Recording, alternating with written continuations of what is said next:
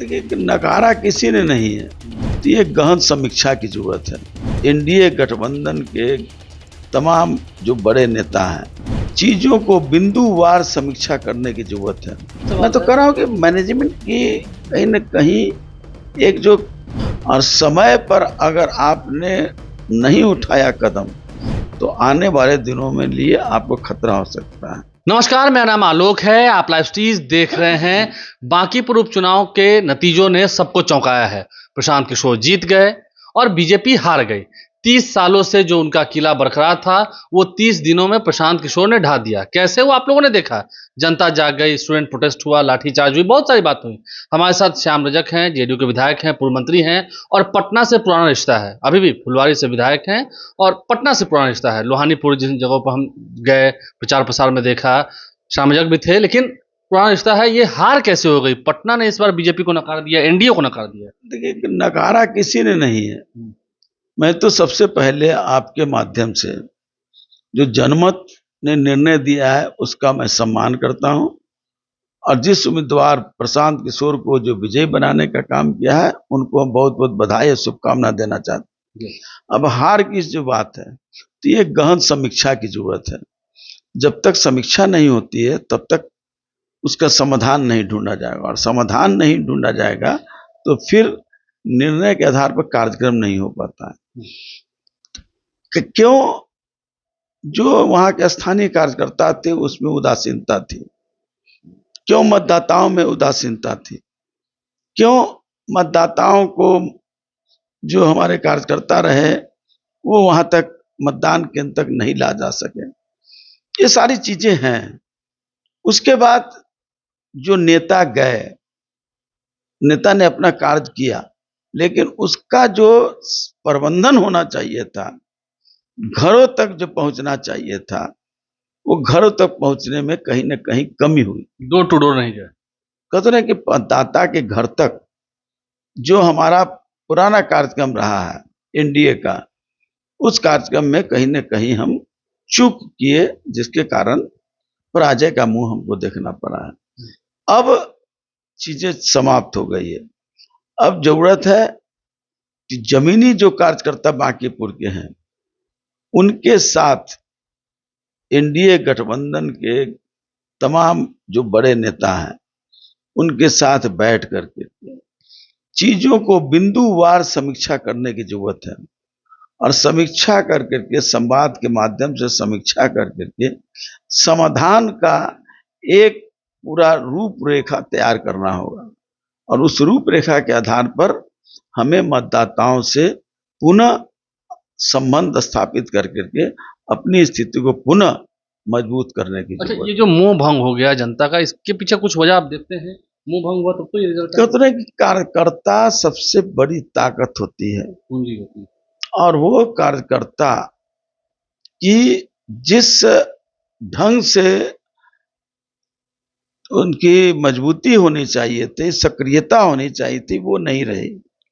नहीं तो अगर काम का मामले में कहते हैं तो नीतीश कुमार जी और सम्राट चौधरी जी, नीतीश कुमार ने जिस पेड़ को लगाया, उस पेड़ में जो इतना विराट पेड़ बना, और उस पेड़ की रखवाली का काम श्री सम्राट चौधरी को नीतीश कुमार जी और भारतीय जनता पार्टी एनडीए के नेताओं ने देने का काम किया, और सम्राट चौधरी जी उससे बखूबी ईमानदारी से उसे सहेजने का काम, उसे संवारने का काम कर रहे हैं।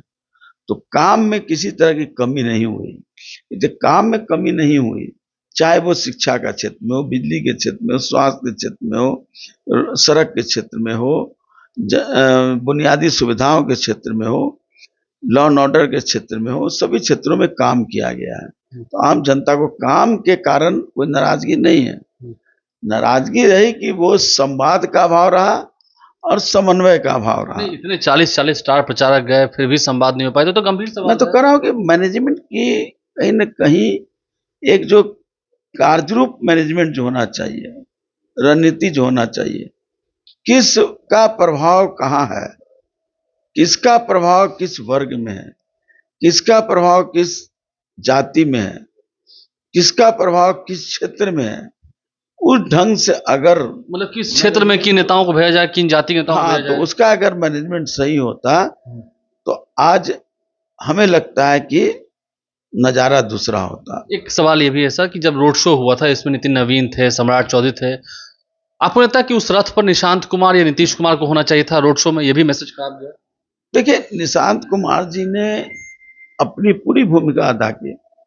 उन्होंने कार्यकर्ताओं के साथ समन्वय किया, जनता दलियों के कार्यकर्ताओं के साथ, और जिन क्षेत्रों में नीतीश कुमार जी का प्रभाव रहा है, जनता दलियों का प्रभाव रहा है, उन क्षेत्रों में जाकर के सभा भी करने का काम किया। जो उनकी भूमिका बहुत ही बड़ी रही और उसको उन्होंने बखूबी निभाने का काम किया। अब रहा रैली में, तो रैली में भी उनको रखना चाहिए था, लेकिन हो सकता है कि कुछ कारणों से या समय अवधि के या डिस्ट्रीब्यूट ऑफ वर्क के कारण वो नहीं रहे, लेकिन ये इशू बहुत बड़ा नहीं है। अंतिम सवाल है मेरा, आपको लगता है कि अगर ये जल्दी सब डैमेज कंट्रोल नहीं किया गया, जो आपने कहा कि आम लोगों से कार्यकर्ता समन्वय बनाने की जरूरत है, उनको फिर से अपने पाले में लाने की जरूरत है, अगर ऐसा नहीं होगा तो फिर आगे भी दृश्य भयावह होगा? निश्चित मेरा ये मानना है कि समय बहुत ही महत्वपूर्ण होता है, बलवान होता है। और समय पर अगर आपने नहीं उठाया कदम तो आने वाले दिनों में लिए आपको खतरा हो सकता है।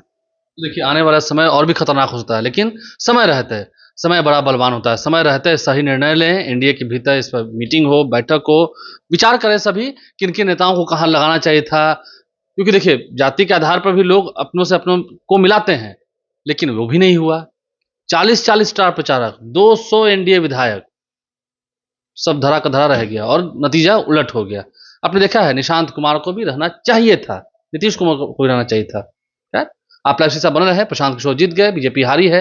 हारने के बाद क्या सीख लेती है, क्या आगे समीक्षा में बात होती है, लोग और जोड़ते हैं, जोड़ लिया तो ठीक है, नहीं तो फिर हमारे चैनल को सब्सक्राइब कर लें, साथ साथ फेसबुक पेज भी लाइक करें। धन्यवाद।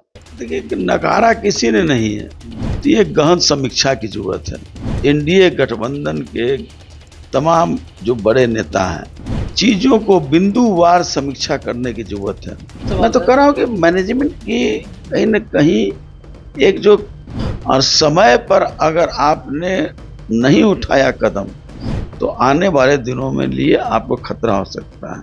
देखिए, नकारा किसी ने नहीं है, तो ये गहन समीक्षा की जरूरत है। एनडीए गठबंधन के तमाम जो बड़े नेता हैं, चीजों को बिंदुवार समीक्षा करने की जरूरत है। मैं तो कह रहा हूँ कि मैनेजमेंट की कहीं न कहीं एक जो, और समय पर अगर आपने नहीं उठाया कदम तो आने वाले दिनों में लिए आपको खतरा हो सकता है।